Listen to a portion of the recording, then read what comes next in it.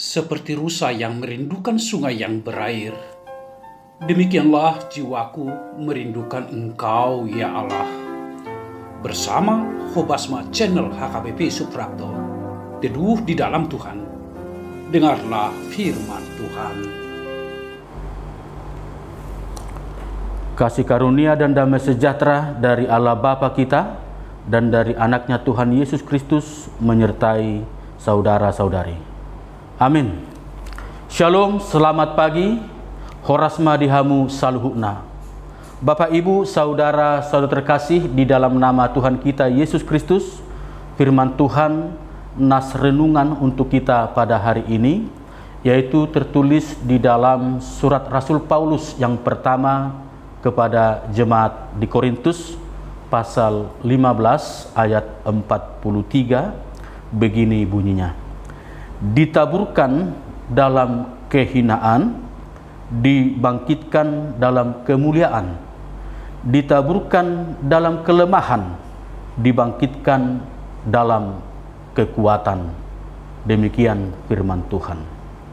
Bapak, Ibu, saudara-saudara terkasih, secara khusus pasal 15 ini memiliki tema yang sangat sentral, yaitu tentang kebangkitan tubuh, di mana surat ini dituliskan oleh Rasul Paulus dilatar belakangi oleh suatu perdebatan yang tidak mendapatkan jawaban yang pasti, yaitu adanya 4 golongan yang sedang viral tentang pembahasan kebangkitan tubuh.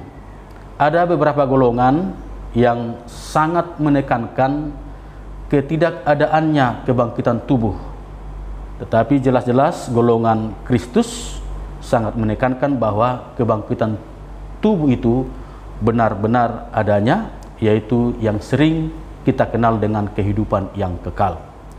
Nah, oleh karena itu Paulus menuliskan atau sekaligus memberikan jawaban atas pertanyaan yang timbul, yaitu pertanyaan bagaimanakah orang mati dibangkitkan, dengan tubuh apakah mereka akan datang kembali atau hidup kembali. Sehingga Rasul Paulus menganalogikan atau menggambarkan, yaitu bahwa kebangkitan tubuh itu bagaikan benih yang ditanam, di mana benih yang ditanam itu adalah biji yang sebelumnya telah mati, bukan dari tumbuhan yang sedang tumbuh. Sehingga benih yang ditanam itu akan tumbuh dengan tubuh atau dengan pohon yang baru. Demikian juga dengan analogi yang kedua, bahwa manusia atau Adam yang pertama berasal dari debu dan kembali kepada debu tanah, tetapi Adam yang kedua yang kita kenal, yaitu Kristus, yaitu berasal dari roh, dan dia adalah roh dan hidup untuk selamanya.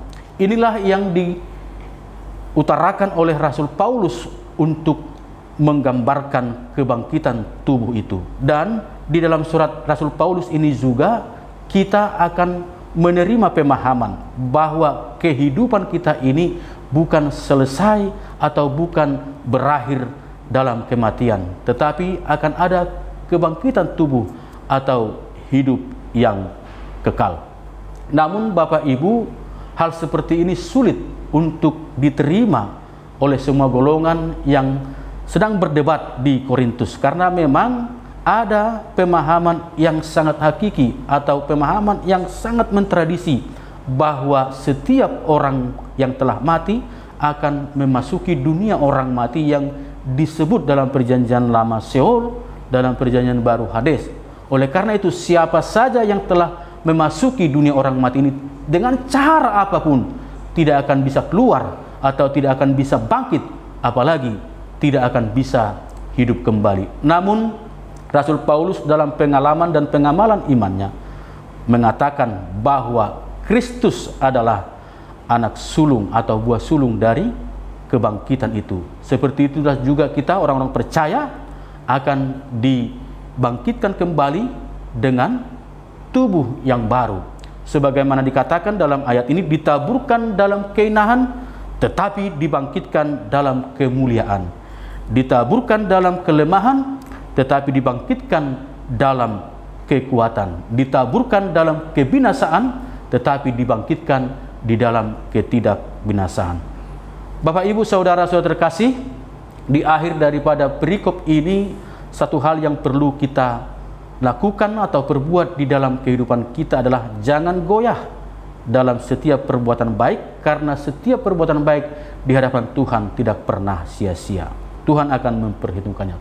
Selamat mengamalkan kehidupan yang berkenan di hadapan Tuhan dan berpengharapan akan kehidupan yang kekal. Tuhan memberkati. Amin. Terima kasih Tuhan untuk kasih setiamu yang senantiasa menyertai dan memelihara kehidupan kami. Engkau yang memberikan kepada kami kesehatan, Engkau yang memberikan kepada kami kekuatan dan kemampuan untuk melaksanakan segala kegiatan dan aktivitas kami. Oleh karena itu, pada hari ini juga, biarlah ketika kami menjalani hari-hari hidup yang Tuhan berikan, Tuhan menolong dan senantiasa menyertai kami. Tuhan Allah Bapa di surga, kami juga berdoa untuk seluruh anggota jemaat-Mu, mulai dari anak-anak kami, anak remaja, anak posubulung, hingga ada orang tua kami, hingga orang lansia. Tuhan memberkatinya. Bagi yang sedang bergumul oleh karena sakit penyakit, Tuhan sembuhkan. Bagi yang berduka, Tuhan hiburkan. Bagi yang berbeban berat, biarlah Tuhan yang meringankan bebannya dan memberikan jalan keluar dalam setiap pergumulan dan persoalan kehidupannya. Terpujilah Engkau, ya Allah Bapa di surga, dari sekarang sampai selama-lamanya, di dalam Kristus, Tuhan Juru Selamat kami yang hidup. Amin. Anugerah Tuhan kita Yesus Kristus, kasih setia dari Allah Bapa, dan persekutuan Roh Kudus menyertai saudara-saudari. Amin. Selamat beraktivitas, selamat bekerja, selamat melayani, salam sehat.